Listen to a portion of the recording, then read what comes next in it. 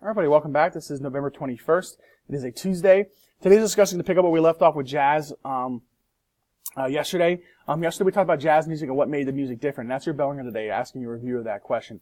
Some of the answers you could provided for the bell ringer today would have been syncopated rhythms of jazz, meaning it's not going to be on the downbeat all the time. It's going to change the what you expect the music to be played to have it play maybe on the upbeat. So instead of like doing music that's going to be consistent over and over and over again, you do it differently each and every time, which makes listeners more interested in the music. Second way is the improvisation. The fact that many jazz musicians didn't play with music. You see in the picture here. They didn't play with music in front of them. They knew exactly what music was going to be played. They knew the music inside and out, and they could play around with that using their own understanding of the music, and they did not need a sheet in front of them with notes on it that told them what to play at what time. So that's really what makes jazz different than the other music before it, and it's something that, many people couldn't do ahead of time. Some people needed a sheet of music, a sheet of paper, with music written on it that they needed to play. So jazz really changes a lot of that, where people really just begin to play from the heart. Alright? So here is some more discussions what I have here. So I give out a worksheet today in class. If you missed class today and you didn't get this worksheet, make sure you go into Canvas for today's assignment, download it, print it out, and begin work on that page. I believe it's from pages 461 to 465 or 464. So you can begin to answer 5 of the questions there regarding that. Now, I give you 15 minutes of class to do that. So if you want to pause right now to take this time, please do and look up some of the information on your own. I do find it very important that you read through it first and get the answers yourself before you get my answers, because it's a step in the learning process. If you miss something and you can hear it from me when I give it to you, or when you see it on the screen, it's something that will definitely benefit you in terms of how you learn it. Don't just go after the answers. Try to seek out what you really want to know about this and what you need to learn. And that's what I'm kind of trying to direct you here, all right? So the first question of the worksheet asks you, where did jazz originate, and where could you hear jazz played once you got to the, once jazz was played. So, jazz grows out of the blues in the South of ragtime. Actually, the second part of the question number 1 asked you, what was the national opinion of jazz? Excuse me for missing that part of the question. But, jazz grew out of the blues and the ragtime music from the South. Essentially, it starts in New Orleans, and it is first heard in the early 1920s.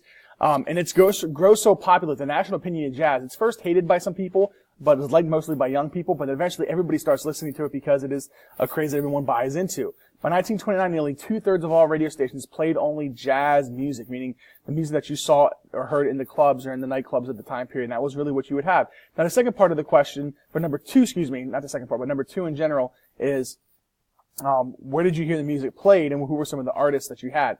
The music was pretty much played in the clubs and the dance halls throughout Harlem. And one count at one time in 1920s, specifically maybe 1927, 1928, 1929, there were over 500 clubs that were counted in one survey. And most of these clubs were in Harlem were by black performers playing for white patrons. Some of these institutions, if you wanted to attend to enjoy the music, you had to be white, and that is it. The most famous club in Harlem was called the Cotton Club. And yes, there are some racially driven titles here in terms of these clubs with the Cotton Club, because obviously a lot of the African slaves, when they were in the South, picked cotton. That's what they did for the plantations. And many people titled that because this jazz music, with the feeling that you got in this club, it was really titled to make it feel like that you were there. Whether it's in the South or even in the jungles of Africa, which many people thought this music originated because only African Americans, knew the tribal beats of drums. And again, a lot of this is very racially driven. It is not something that I select to pick on people. No, this is something that many Americans went to these clubs to perceive their racial bias of African Americans and to have that solidified by the music that they played. They had a bias. They went to the clubs, and they went to the Cotton Club specifically, and they went to hear this music played, and they had their opinions, they had their biases solidified or uninterrupted about this music and how it was perceived. So this is something to really think about. It's I don't want to say concerning, but it is something that really drove the jazz music, and many African Americans become famous and sometimes make a lot of fortune as a result of this music. So yes, while this is very racially driven, it is something that many people became very famous. Some of the people who did become famous because the music was wild and animal-like, Louis Armstrong, Duke Ellington, and even Count Basie. Duke Ellington was probably the Cotton Club's longest band member. He was a band leader, actually, and his band was there for over probably around 5, 6, 7 years in the Cotton Club. Every night they'd play. So that's a pretty busy, hectic schedule. Louis Armstrong played in the Cotton Club several times, but he's obviously very, very well known outside of the 1920s with his music that he develops afterwards. But again, as a virtuoso trumpet player, he was loved by and adored by everybody. Count Basie was a band leader that eventually his band plays the backup music to Frank Sinatra. There's the band of choice that Frank uses as his big band, or as his big band sound grows in the 1940s and 50s. Frank Sinatra is the big artist that is used throughout the 1920s. That's Count Basie. All right. Now the dance was very fast-paced and provocative. That was used, and again, this wild and animal-like feature. That the dance was affected by jazz and how people wanted to express themselves. And again, it was very, very provocative. It wasn't something that was meant to be clean and wholesome. It was supposed to replicate what they thought the music was going to present to the people. All right.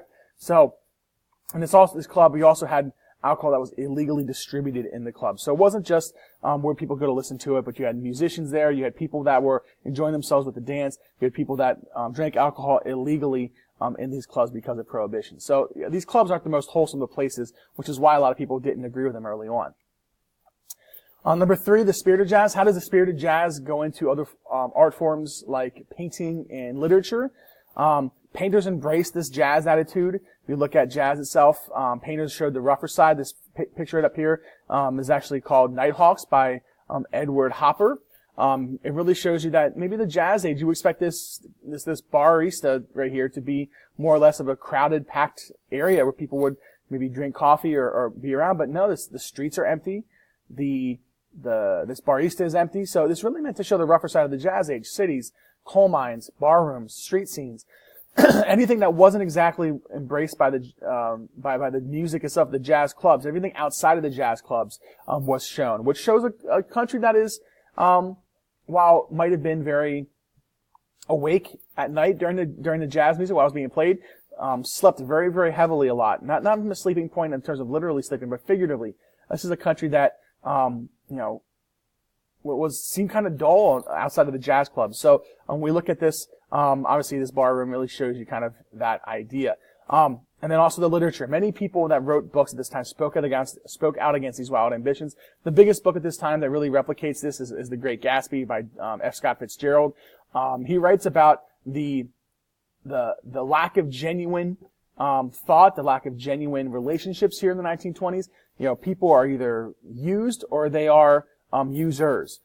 So you have this feeling that many people went to go party, they went to go drink, they went to go do whatever they needed to do to have a good time socially and be out and be seen socially by a lot of the country. But at the same time, these people aren't very genuine, and this is what the writers really wanted to create. F. Scott Fitzgerald does a fantastic job in The Great Gatsby in doing that, because many of these writers did not consider these times to be so great whatsoever. All right.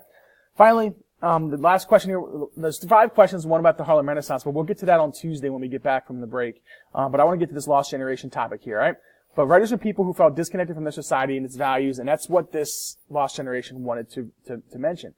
Many of these people left Europe because they felt disconnected. This jazz age, they didn't agree to it. They didn't like it. So this jazz age characters, they just didn't like it. They didn't follow along with it. So they left Europe. Rather than live in the U.S. Some of the people who did leave were Ernest Hemingway, who wrote the book The Sun Also Rises. It's the first time this lost generation is used in this book and this piece of work. F. Scott Fitzgerald, I mentioned earlier, The Great Gatsby. This is his view of the wealthy as a self-centered society, as lacking of genuine relationships with other people. Even the Flappers, people who we'd see as someone who took up the jazz mindset, as the lost generation grows in size, many of these Flappers begin to see that, hey man, I'm not getting jobs, I'm not getting work, I'm not doing whatever I want to do as a free woman in society. Society still has expectations of me of being a housewife and a mother. That's not what I want, but that's what society expects. So they take up this lost generation mindset because they now feel disconnected from a society who still expects them to, raise the future of America and their kids. All right. Again, Edna St. Vincent Millay really burns it out here, and no pun intended for this, but she really puts it out here as what Flappers are all about. Women. She says, "My candle burns at both ends. It will not last the night, but all my foes and all my friends, it gives a lovely light."